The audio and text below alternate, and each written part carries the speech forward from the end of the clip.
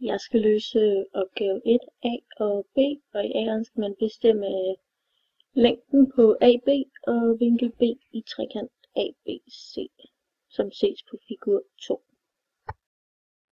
Det første jeg har gjort, det er at finde længden på AB, og det har jeg gjort ved at tage udgangspunkt i Pythagoras. Og jeg har så sat længden 8 meter og 20 meter ind i op som en ligning, så den hedder 8 i anden plus b i anden lige med 20 i anden.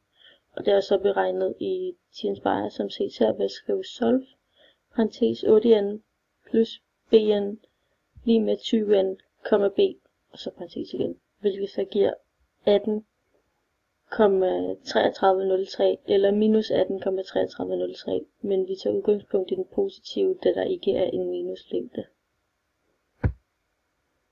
For at finde vinkel B har jeg så taget udgangspunkt i tan, som jeg så har sat op i tan minus 1, på grund af at jeg kender den modstående og den hosliggende. Og så har jeg sagt tan minus 1, eller tan i minus første, og så 8 divideret med 20, det er de to sider vi kender, hvilket så giver 21,8014, hvilket så vil sige at vinkel B den er 21,8 grader. I opgave B, der skal jeg bestemme vinkel B i trekant ABD, og for at gøre det har jeg forskudt A, så den kommer til at ligge herover, og vi har en retvinkel trekant i stedet for.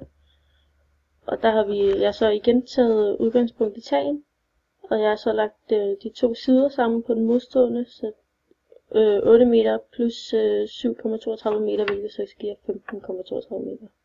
Så jeg har igen lagt den ind i tan i minus første og divideret 15,32 med 20, hvilket så giver 62,42 grader. Og for så at få, da jeg allerede